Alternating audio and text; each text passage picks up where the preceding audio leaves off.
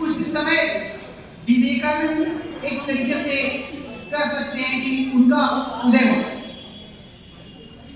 आज के दिन कह सकते हैं कि 1863 में उनका जन्म होता है और बहुत ही कम समय में उन्होंने भारत को समझने का, जानने का कोशिश करते हैं कि आखिर उस समय का भारत किस रूप में है, कैसे है, इसकी समस्याएं क्या है, क्या हमारा कोई अपना जो है कि पीछे का अतीत है तो वो कैसे है और हम उसको और कैसे वर्तमान को अपग्रेड कर सकते हैं। तो उस समय के आप जब समझेंगे पूरी 19वीं सेंचुरी की, तो आप ये समझेंगे कि उस समय जो हमारा मुख्य जो संघर्ष था वो अंग्रेजों से था। एक तरफ से भारत बना जो ब्रिटिश जो हुकूमत चल रही थी उसके अगेंस्ट था। उस समय भारत में आप देखेंगे कई स्तर पर इसका अलग अलग तरीकों से अलग अलग लोगों ने विरोध भी करना शुरू किया, लेकिन इन्होंने ये जाना कि आखिर उस समय का भारत आखिर इतना कमजोर क्यों है और कैसे है। तब उन्होंने ये समझा कि भारत को मजबूत करने के लिए सबसे बड़ी बात यह है कि लोगों को एक होना जरूरी है। एक होने के लिए इंसान पहले बनना जरूरी है और इंसान अगर व्यक्ति बन जाता है तो बहुत सारे पक्ष और मतभेद अपने आप थोड़ा ठीक हो जाते हैं। और उस समय आप ये जानने और समझने का कोशिश करिए कि उस समय जो भी ब्रिटिश सरकार से हमारा जो संघर्ष चल रहा था, पिछले जितने भी घटनाएं हुई उसमें हम उतने मजबूती से अंग्रेज अधिकारी या अंग्रेज सरकार पर हम कामयाब नहीं हो।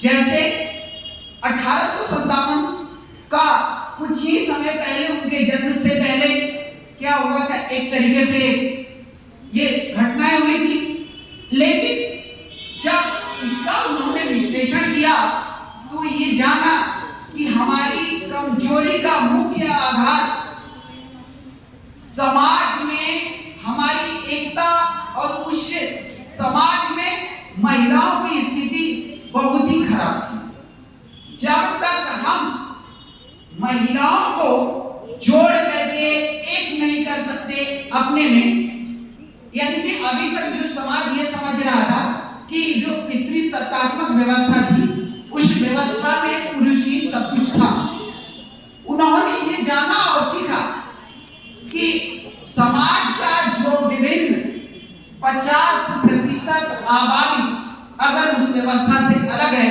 तो हम अंग्रेजों से कैसे लड़ सकते हैं।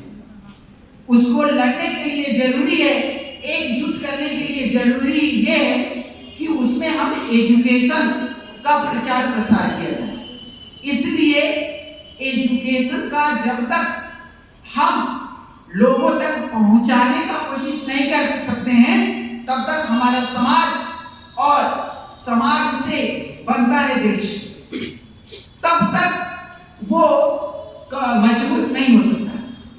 इसीलिए उन्होंने एजुकेशन पर बहुत बल दिया। और एजुकेशन कैसा होना चाहिए, उन्होंने कहा कि रिलीजन भी होना चाहिए और साथ साथ लॉजिक भी होना चाहिए। इसलिए उन्होंने विज्ञान के ज्ञान को भी स्वीकारा।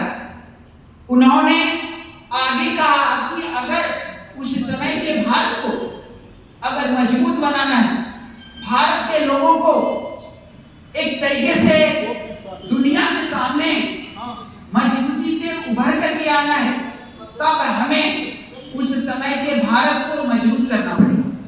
और वो मजबूत करने का एक तरीका एजुकेशन है। एजुकेशन पर ही सारे बिल्डिंग तैयार होते हैं।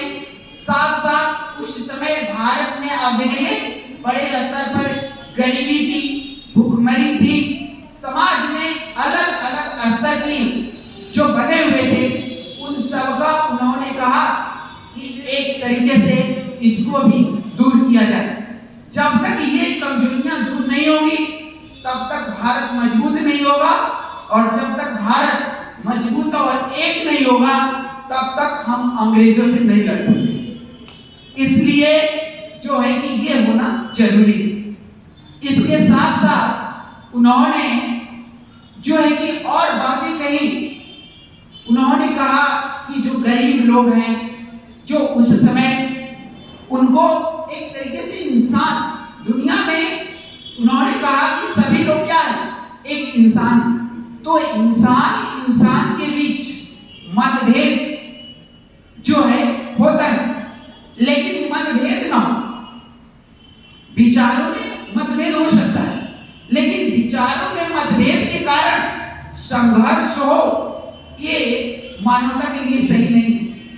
इसलिए उन्होंने जो एक तरीके से जो तार्किक सोच दिया और कहा कि हम भारत और लोगों को बदलने में सबसे बड़ी भूमिका युवाओं की होती है, और युवाओं को अगर आप, जब तक युवा के हाथों में नेतृत्व नहीं होगा और युवा अपने एनर्जी को नहीं समझेगा, तब तक हम अंग्रेजों से लड़ ही नहीं सकते, लड़ाई जीत ही नहीं सकते। इसीलिए प्रत्येक युवा अगर है, यहाँ जन्म लिया है इस देश में, तो उसका भी एक कर्तव्य बनता है कि अपने समाज को क्या करे, मजबूत करने का कोशिश करे, देश के लिए कार्य करने का कोशिश